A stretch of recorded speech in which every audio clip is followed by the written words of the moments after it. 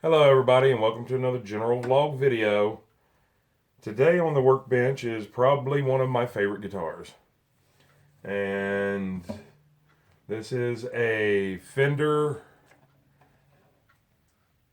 let's see if I can even see down in there, CN90 NAT.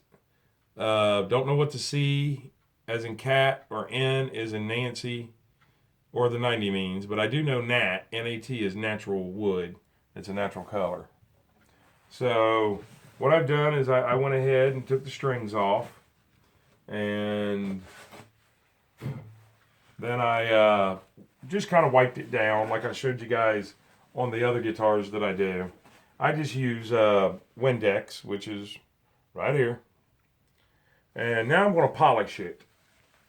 And I want to dress the frets a little bit. I already checked the back action of the neck, and it's set at about 5, which is good for me because this is a non-adjustable neck. I think I've gotten everything done on it that I want to get done. I might want to clean those just a little bit more. And so it's basically just in for a good cleanup. I am going to work on the bridge a little bit. You can see the bridge has been filed down and it had a shim underneath of it. And I ordered a new bridge, but it is still not come in. So I'm going to clean this all up and then add a piece of shim on the bottom of it, which will be a hardwood, and get it back up to where we can do away with this. And what is this measurement here? Let's see, so we need to add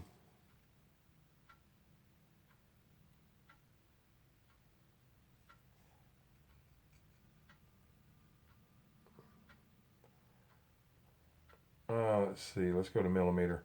0.04 millimeters. So I'm probably going to go double that and do like 0.8. I'll probably start out with a 10 and then shave it down to where I want it and try to get it probably about double that. So probably about 8 more. And then I'll attach it to the bottom of this, and that'll do for now. So right now I'm going to take my file, which has a safe edge on it, and I'm just going to gently pull it across these.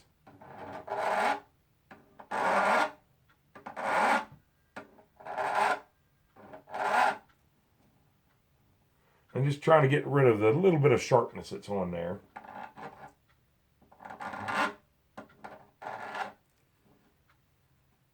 Oh, that feels a lot better. It's going to be a little bit time consuming, but it'll be worth it at the end.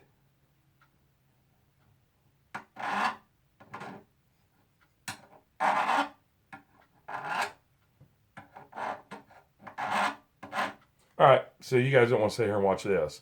So I'll bring you right back. Alright, so I've gotten everything basically cleaned. Got the fingerboard oiled.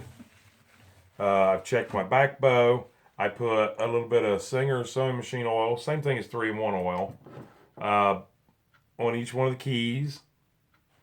I've done my interior search and make sure all the braces and kerfing and everything is good, and it is.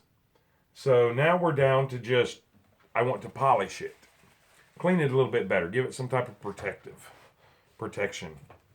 So for one, on this I recommend like a microfiber cloth. This is actually a Fender cleaning cloth. Yeah, it looks dirty, but it's not. It's clean, and there's nothing at all on it. What might come to a surprise is what I clean it with. Now, do I recommend this for you? No. You do whatever you want to do. You do you, I'll do me. I don't need anybody yelling at me for what I use. So basically, what I use is, ta-da, Pledge. I know it may not be great for all finishes. I don't know. Everything I've ever tried it on, it worked out perfect. So shake the can up to get it all the waxes mixed up, and just spray it on. And then, oh, you gotta love that smell. And then clean it. And that's what I use on my guitars. Everything from my 52 Telly to my Tough Dog Merle Haggard Signature Series Telly, to my Jacksons, to my Kramers, to my Martins. Excuse me. I use it on everything. Now, I would not use it on something that doesn't have a finish, like an open pore finish, like a matte color or something like that. I would not use this. So I'm going to get it over here where I can actually put some pressure on it, because I'm waxing it and buffing it all at the same time. Constantly flipping my rag. Definitely going to do really good for under where the strings go. I know you guys can't see me, but there we go. Is that better? So I'm basically just rubbing it and polishing it all at the same time.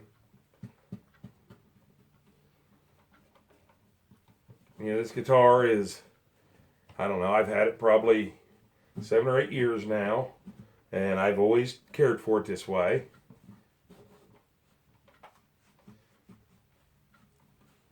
And then I'll do the back.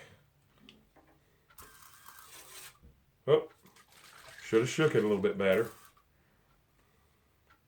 And then I'll use one side to wipe it off, or rub it in, or whatever you want to call it. And then I'll flip it over like this and just keep polishing. Rub it in, polish, rub it in and polish. Get that little heel up there, and look at, you can see that shine in that thing. See that? And like I said, this guitar is 7 years or more older. It might even be 10 years old.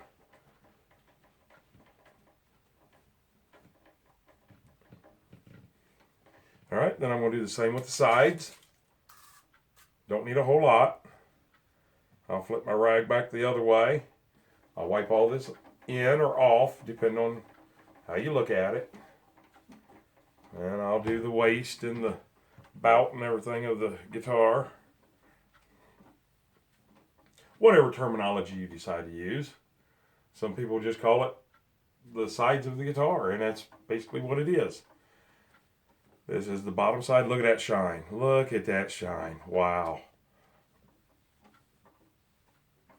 These are fairly inexpensive guitars. They're $200 or $300.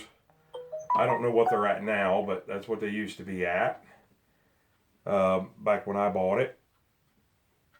And they are the best playing acoustic. This is my, I pick this over a Martin. I pick it over a Taylor. I pick it over any other acoustic, even pre-war Martins. You know, now I know, you're not going to get that boom out of this because this is a classical, but it has a neck that is comfortable, and that's very, very, very hard to find on a classical. All right, so now we're going to polish the neck and the headstock. Same thing, just kind of spray a little bit on there, flip your rag the other way, and wipe it off or rub it in. Now, I'll do a little more polishing on the neck. Not that I need a fast action on the neck, but, I want it to be as slick as possible. So we'll just kind of polish her up really, really, really good. And I'm sure you can see, look at all that glare. Yeah, this stuff is great for this kind of stuff.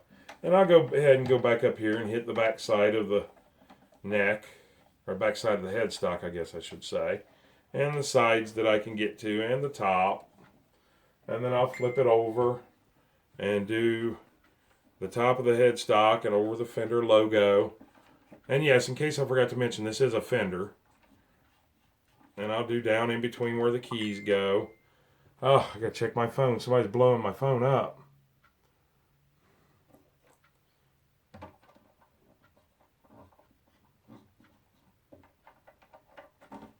All right, and even though I've already oiled my fretboard, I'm gonna do that too.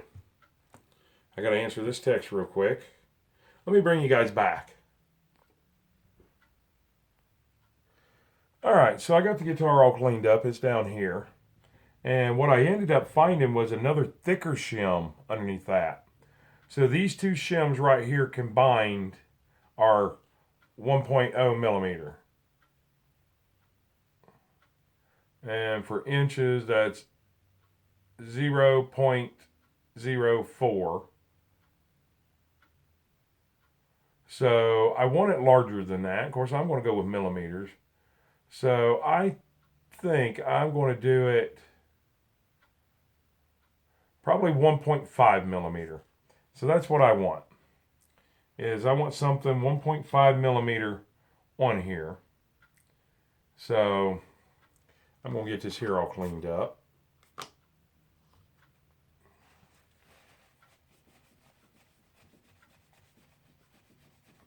So in order to find out that I go to the right size,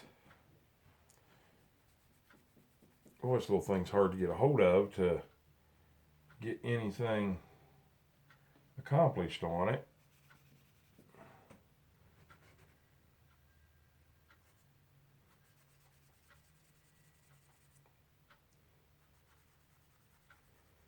All right, so let me get this cleaned up. And then basically what I'm going to do is I know that I want 1.5. So on the base side, I want 1.5, excuse me. And on the base, 5 point, on the treble. Goodness gracious. Now that's just ridiculous. But anyways, I'll add to my thickness that I have now to come up with the numbers that I want my ending to become. Now I can also see that this has got some varnish or stain or something on it from when it was being built. So I'm just kind of taking all that off, even though this ain't going to be in there much longer.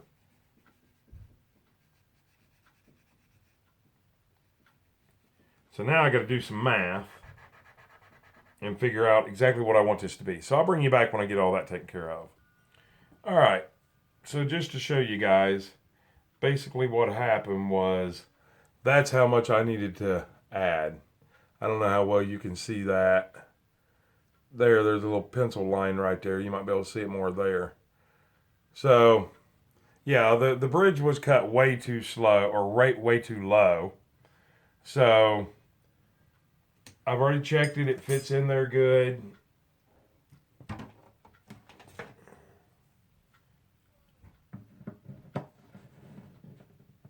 It fits in there really nice. It's not too loose, not too tight.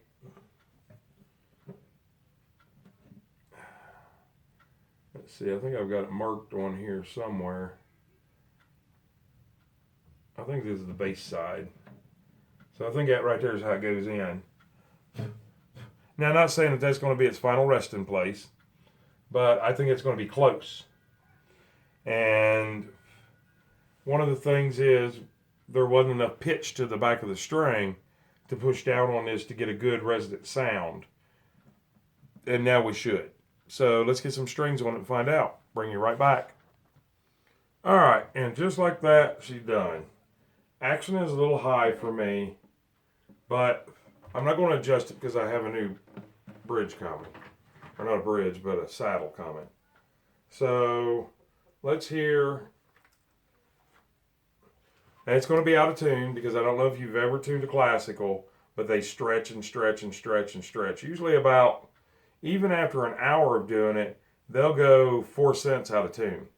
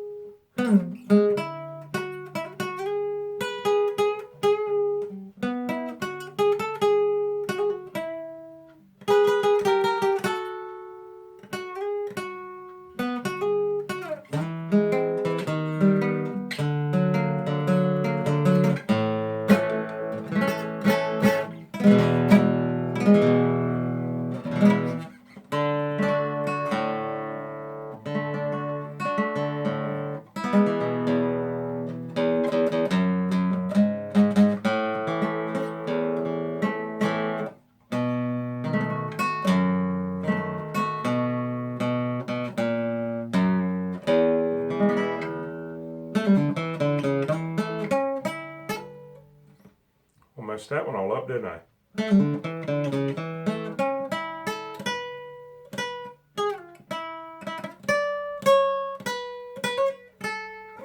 Anyways, there it is. Slightly going out of tune still. You can see that Pledge furniture polish really gives it a beautiful shine. Same way on the side, same way on the back, neck, headstock. So like I said, there's the bridge that I gaffed it onto. What is our final measurement at the 12th fret? I think it's probably close to 90 thousandths, the way it feels to me, which is fine for a lot of people. I like mine closer to 70. All right, let's see what the final outcome was. Yeah, 90 to 100 thousandths. So I'll probably comfortably bring it down to 80 to start with. So, you know, I want 10